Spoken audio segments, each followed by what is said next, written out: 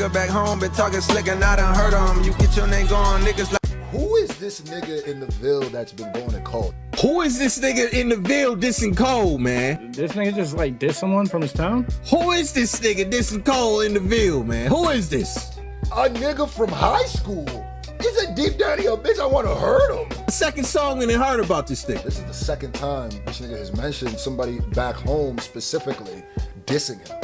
Why you guys? Who is this nigga? Who is he? Who is this guy? What is going on? This nigga, what? He went back to Fayetteville and was like, oh, he's talking crazy? I'm gonna use my time to diss this nigga. What? Who is this local nigga that J. Cole wants? He's just dissing local rappers? What? Is this the 910 space? This is the 910 space. Who peed on his house? Who recorded that diss track? Hanging microphone in front of 2014 Forest Hills Drive? I think so. What's up everybody, Yano and A here. Now when it comes to the Fall Off by J. Cole, one song that got all of us scratching our heads was Poor Thing. Poor Thang. Let me say Poor Thang. Poor Thang had everybody asking, who is J. Cole referring to? Or who is J. Cole dissing? Who made J. Cole so mad? Now, a lot of us got the individual apparently wrong. And today I'll be reacting to a episode uploaded by a channel called What's the Dirt? And the video is titled The Entire Internet Got J. Cole's Poor Thing Diss Wrong. Let's get into it. Who is Cole talking about on Poor Thing? A lot of people have run with the narrative that it's a Fayetteville rapper by the name of 910 Space, but when you line up the details, it doesn't make any sense. It doesn't make any sense now that I think about it also, yes. The fact that the diss tracks that everybody's referring to with 910 Space is that it's just a few years ago. And Cole, remember, Cole is referring to when he went to back home at the age of 29. So Cole wasn't 29 years old just 2 years ago. And even Space said himself that he didn't believe the record was about him. His reasoning was pretty simple. None of Cole's shots matched his life. He didn't grow up with both parents, he didn't come up in a nice neighborhood, he grew up in the projects, and he didn't even come up in the same age group because he was older than Cole. Space was very clear in saying that he didn't know J. Cole when they were young and that they didn't go to the same school. In his own words, almost nothing in that song adds up with his situation.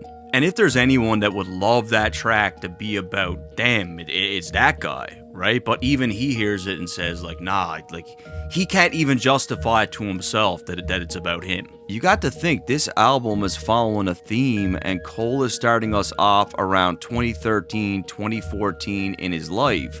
910 Space didn't directly diss J. Cole until 2024 when he urinated on his house, and he also dropped the...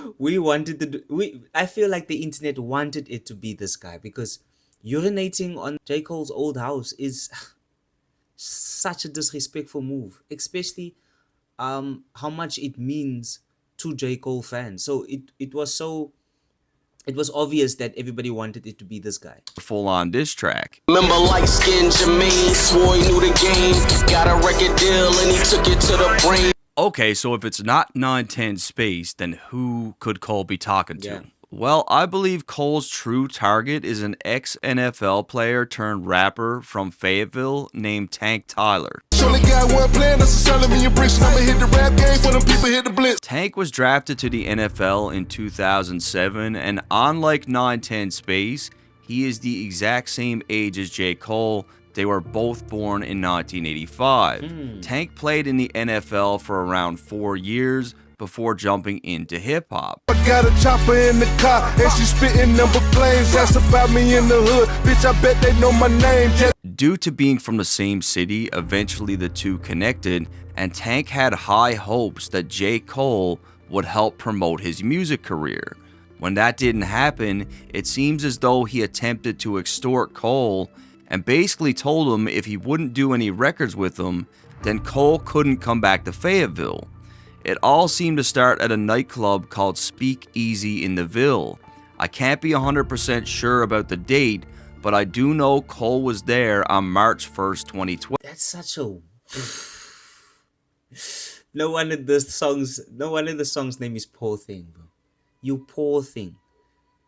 Is that how desperate you are? That's how desperate you are. That you would threaten me about not coming back to my hometown just because I won't promote your music? 12. Cole was in VIP that night, and so was Tank Tyler. Apparently, Tank had been texting Cole to try to get him to work on some music, and Cole never hit him back. For that reason, Tank was already feeling away, so when the two met in the club, things started to go left, and it was actually 910 Space who allegedly put things at ease. I know that you see 910 Space dissing Cole over the last couple years, but back at this point, they were actually cool. He ended up in a situation with Big Tank. They was in there. I went over, spoke to my people from the Merc. They had a VIP. Cole has VIP. I told him, yo, man, y'all leave that shit alone. That's surprising, eh? I mean, he went to de-escalating a real beef, to turning around then beefing Cole 2 years later. Not 2 years later, but in 2024. Tank. They was in there. I went over, spoke to my people from the Merc. They had a VIP. Cole has VIP. I told him, yo, man, y'all leave that shit alone. He with me. He always gonna be with me. And we not doing that. However, even after that exchange, while Cole was back in New York, Tank allegedly hit him up and said, a collab would benefit us both. I can offer you protection in Fayetteville and in the streets, to which Cole told him to eat a dick. And Cole did this on a Funk Flex freestyle. Protection from what, though? Protection from what? This whole thing is dumb, man. This whole thing is dumb. Told him to eat a dick. And Cole did this on a Funk Flex freestyle. Niggas try extorting me to get a verse up out of me. Nigga eat dick, your street shit don't apply to me. I walk around dolo, no security YOLO. So if a nigga plan to put a bullet through my polo, cause I wouldn't help his promo, so be it. Kill you niggas without licking a shot, this Cold War. Soviet, no Vietnam, back in Vietnam. You know, that's a bar, bro. That is a bar. I'm going to end you without even touching a pistol. That's a Cold War. Fire. This guy might be pretty big, but Cole So clearly wasn't about to be threatened by him. He's clearly not afraid of him at all. Due to the freestyle, Tank fired back and dissed Cole on the Let Nas Down beat, titling the track Let the Nom Down. You can see on this track where Tank is reacting to Cole's freestyle. Said this nigga on Funk Flex sounded like you wanted beef.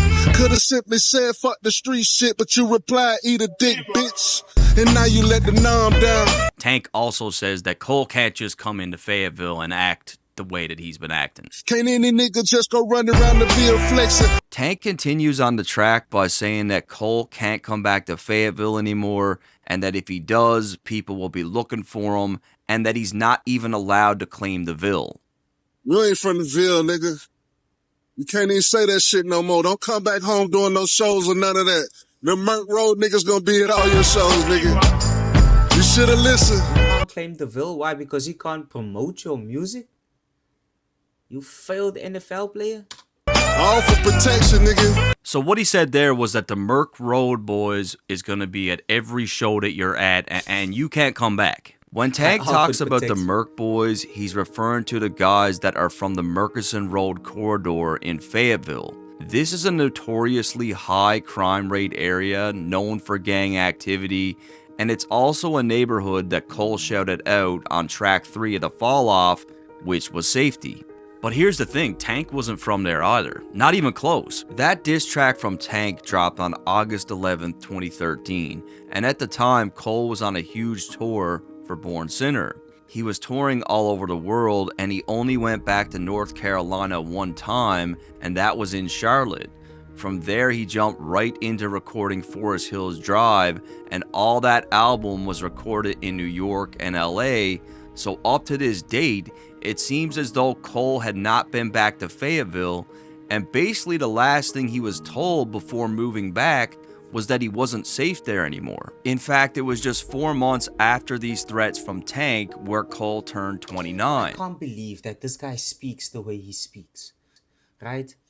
and then you're not even from that neighborhood. It be this people, bro. It be these type of people that be playing the hardest, claiming they're the hardest, and then they're not even from that life. And this is why J. Cole says, you're more like me than those people. Me and you are more similar than the people that you are around right now, that you claim that you were part of. Was that he wasn't safe there anymore. In fact, it was just 4 months after these threats from Tank where Cole turned 29, which perfectly leads into disc 1, which is the start of this album. So with that said, Yeah, because he's rapping from the perspective of being 29. So this so far, bro, this thing, what he's saying is he did his research, man. I think he's on the right track with this. I feel we can now properly break down Cole's Poor Things. This nigga back home been talking slick and I done heard him. Get your name gone, niggas like that gon' throw they dirt on. So again, sticking with the concept of disc 1, it appears that Cole is not living in Fayetteville yet, as he refers to a guy back home who's talking slick and trying to get his name going. Around this time, Tank was trying to promote his new mixtape. Talk like he lied, but I remember him from high school. Although Cole and Tank did go to different high schools, Tank was a football prodigy. Most kids in Fayetteville knew who he was because very few people from the Ville made it to the league, and Tank was a known athlete in the city. Even on the cover of one of the vinyls from the Fall Off, which were all pictures taken by Cole on a disposable camera at age 15, we see E. Smith High School, which was the school that Tank went to. So obviously Cole spent time around this school and had friends that went there. Plenty nights a nigga didn't eat, punk bitch. Oh, damn, it was on the street, punk bitch. Cole begins to contrast his upbringing I love that song, bro. with Tank's, drawing a firm line between the reality of Tank's facade. One no Western Unions from you when I need it, punk bitch. This bar is actually pretty crazy when you think about who Tank was. The guy made it to the NFL. He had a lot of money at one point. So when Cole says weren't no Western Unions, so you weren't needed, I don't think he's just talking about wiring money in general. I think he's hinting at why Tank had value to certain street dudes. Because in that world, Western Union is used to move money around, but you need a guy that's willing to provide their identification. If Tank is sitting there with NFL checks and a name that opens doors, it's not hard to imagine him being some sort of cash cow because he had the resources that other people around him just didn't have. Even in traditional banks, a red flag probably wouldn't get raised as quickly with an NFL player withdrawing or depositing large sums of money. What if Tank's persona comes from the fact that, okay, I'm not from there, right? But people know who I am, right? And we've always seen this type of stories go around where people in the street, people that are identified as gangsters, they'll be watching you grow up in this game, supporting you even. Then once you make it, they feel like you owe them for protecting you, making sure that the kid inside of the hood that has a lot of potential to leave the streets or become this big NFL player or NBA player, they make sure that that kid doesn't get touched. And then once that kid makes it, they feel like that kid owes them a favor. So then Tank then does them this favor, and then when he's no longer playing in the NFL, he then comes back and becomes a gangster rapper. Why? Because you've helped a few rappers. This is why Cole said you were more like me. You went to school. You got a scholarship. You were smart. Tank's resources and his name could have been extremely useful in many different ways.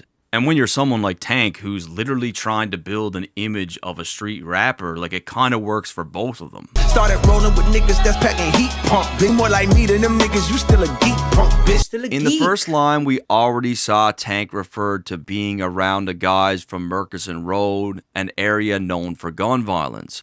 Cole claims that Tank is more like him than any of the guys he's around and calls him a geek. Now, Tank is someone that did great in school. Even by his own words from a college profile that I found, he said that he lived close by to some dangerous areas, but that he had people in his life to keep him on track.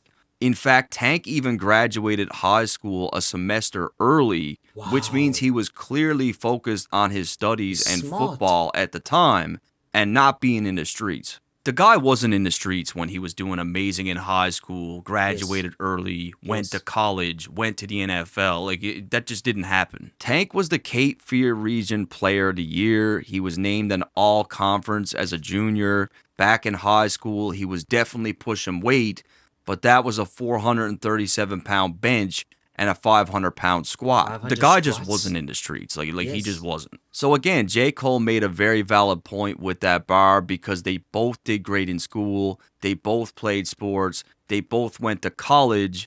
Tank is definitely a lot more like J. Cole than those guys from Merck Road.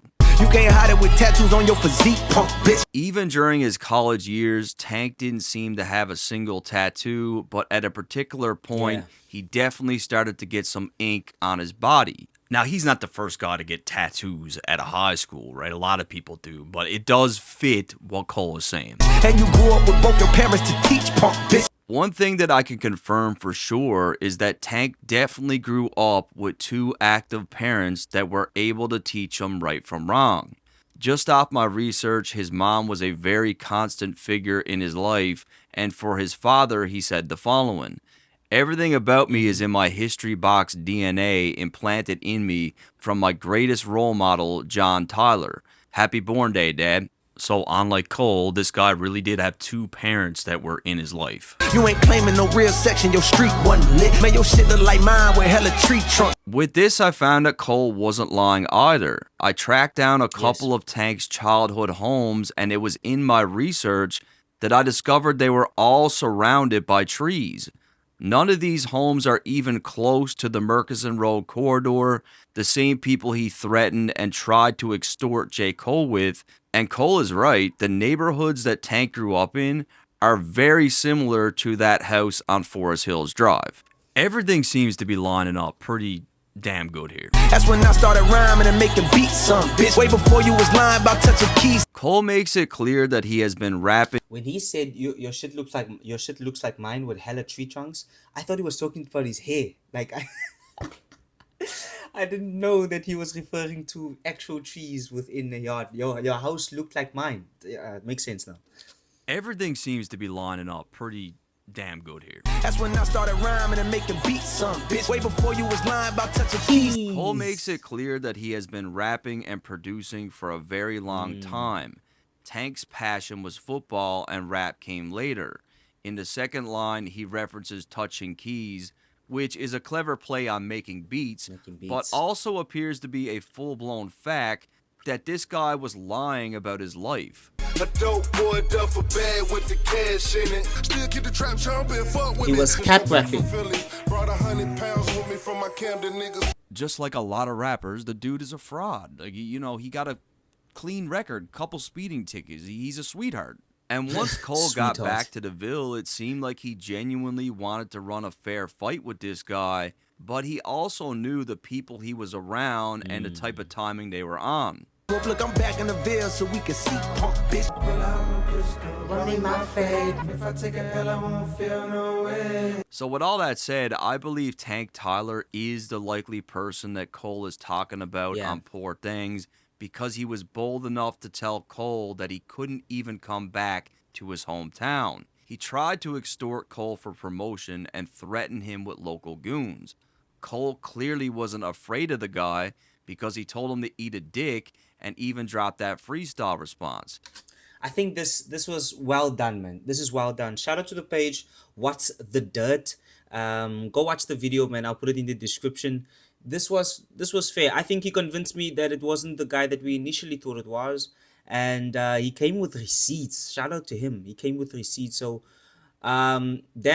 It looks like Tank really might be that person, bro.